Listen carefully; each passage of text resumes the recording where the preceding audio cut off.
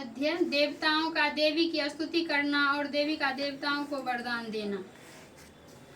महर्षि मेधा कहते हैं, दैत्य के मारे जाने पर इंद्रादि देवता अग्नि को आगे करके कात्यायनी देवी की स्तुति करने लगे। उस समय अभिष्ट की प्राप्ति के कारण उनके मुख खिले हुए थे। देवताओं ने कहा, हे शरणागतों के दुख दूर करने वाली देवी, तुम प्रसन्न हो। हे संपूर्ण जगत की माता, तुम प्रसन्न हो। हे विश्वेश्वरी, तुम संपूर्ण जगत की आधार रूपा हो, क्योंकि तुम पृथ्वी में भी स्थित हो और अत्यंत पराक्रम वाली देवी हो। तुम विष्णु की शक्ति हो और विश्व की बीज परम माया हो। तुमने ही इस संपूर्ण जगत को मोहित कर रखा है। तुम्हारे प्रसन्न होने पर ही यह पृथ्वी मोक्ष को प्राप्त होती है। हे देवी, संपूर्ण विद्याएं तुम्हारे ही भिन्न भिन्न स्वरूप हैं। इस जगत में जितनी स्त्रियां हैं वे सब तुम्हारी ही मूर्तियां हैं। एकमात्र तुमने ही इस जगत को व्याप्त कर रखा है।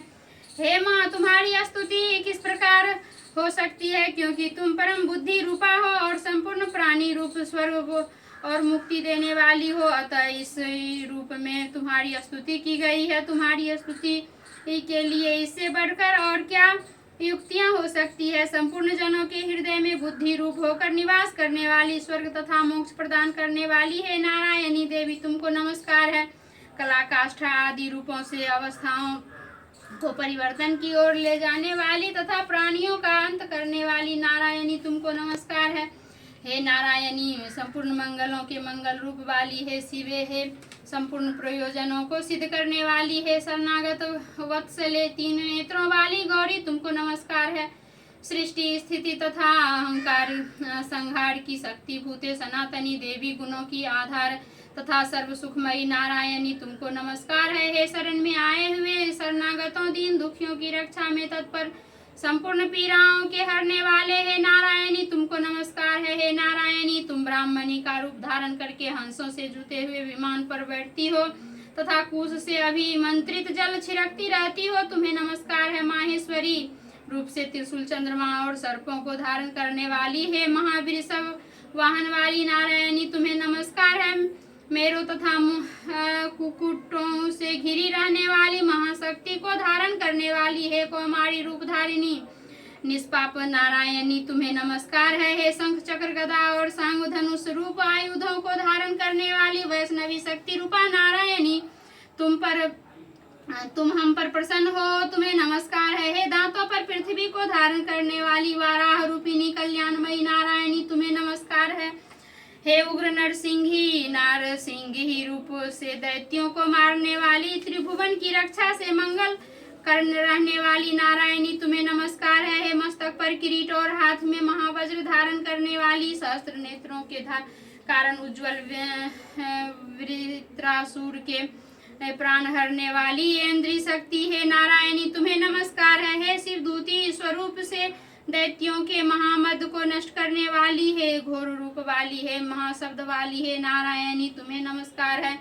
दाढ़ों के कारण विकराल मुख वाली, मुंडमाला से विभूषित मुंड मर्दिनी चामुंडा रूप नारायणी, तुम्हें नमस्कार है। हे लक्ष्मी, लज्जा, महाविद्या, श्रद्धा, पुष्टि, स्वधा, ध्रुवा, महारात्रि तथा महाविद्या रूपा नारायणी, तुमको नमस्कार है। हे मेधा, सरस्वती, सर्वोत्कृष्ट ऐश्वर्य रूपिणी पार्वती, महाकाली, नियंता तथा ईश्वर रूपिणी नारायणी, तुम्हें नमस्कार है। हे सर्वस्व रूपे सर्वेश्वरी, सर्वशक्ति युक्त देवी, हमारी भय से रक्षा करो, तुम्हें नमस्कार है। हे कात्यायनी, तीनों नेत्रों से भूषित यह तेरा सौम्य मुख सब तरह के डरों से हमारी रक्षा करे, तुम्हें नमस्कार है। हे भद्रकाली, ज्वालाओं के समान भयंकर, अति उग्र एवं संपूर्ण असुरों को नष्ट करने वाला तुम्हारा त्रिशूल हमें भयों से बचावे, तुमको नमस्कार है। हे देवी, जो अपने शब्द से इस जगत को पूरित करके दैत्यों के तेज को नष्ट करता है, वह आपका घंटा इस प्रकार हमारी रक्षा करे, जैसे कि माता अपने पुत्रों की रक्षा करती है। हे चंडी के असुरों के रक्त और चर्बी से चर्चित जो आपकी तलवार है, वह हमारा मंगल करे,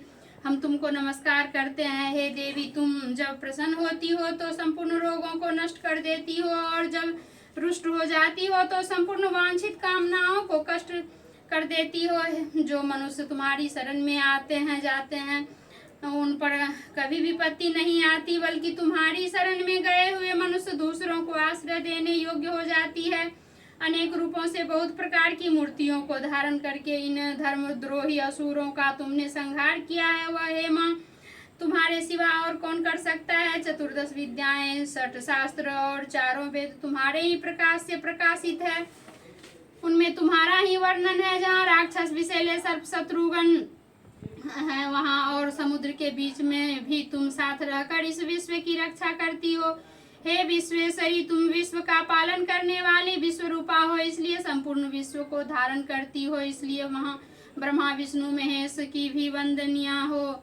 जो भक्ति पूर्वक तुमको नमस्कार करते हैं वे विश्व को आश्रय देने वाले बन जाते हैं। हे देवी, तुम प्रसन्न हो और असुरों को मारकर जिस प्रकार हमारी रक्षा की है, ऐसे ही हमारे शत्रुओं से सदा हमारी रक्षा करती रहो।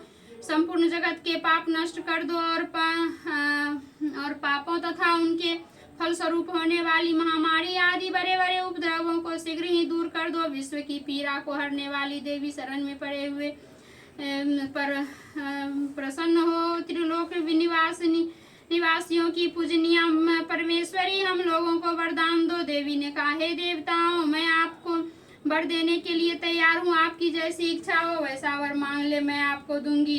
देवताओं ने कहा, हे सर्वेश्वरी, त्रिलोकी के निवासियों की समस्त पीड़ाओं को तुम इसी प्रकार हरती रहो और तुम्हारे शत्रुओं को इसी प्रकार नष्ट करती रहो और हमारे शत्रुओं को इसी प्रकार नष्ट करती रहो। देवी ने कहा, वैवस्वत मनवंतर के 28वें युग में दो और महाअसुर शुंभ और निशुंभ उत्पन्न होंगे।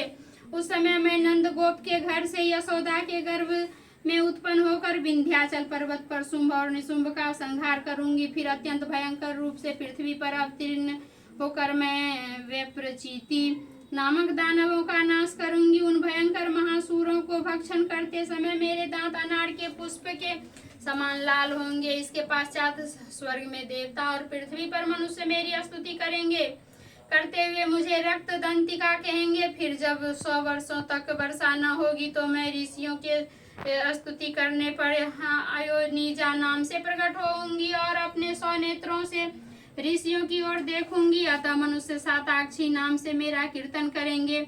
उसी समय मैं अपने शरीर से उत्पन्न हुए प्राणों की रक्षा करने वाले शाकों द्वारा सब प्राणियों का पालन करूंगी और तब इस पृथ्वी पर शाकंभरी के नाम से विख्यात होऊंगी। इसी अवतार में मैं दुर्गा नामक महाअसुर का वध करूंगी और इससे मैं दुर्गा देवी के नाम से प्रसिद्ध होऊंगी। इसके पश्चात जब मैं भयानक रूप धारण करके हिमालय निवासी ऋषियों महर्षियों की रक्षा करूंगी तब भीमा देवी के नाम से मेरी ख्याति होगी। जब फिर अरुण नामक असुर तीनों लोगों को पीड़ित करेगा तब मैं असंख्य भ्रमरों का रूप धारण करके उस महादैत्य का वध करूंगी। तब स्वर्ग में देवता और मर्त्य लोक में मनुष्य मेरी स्तुति करते हुए मुझे भ्रामरी नाम से पुकारेंगे। इस प्रकार जब जब पृथ्वी राक्षसों से पीड़ित होगी तब तब मैं अवतरित होकर शत्रुओं का नाश करूंगी।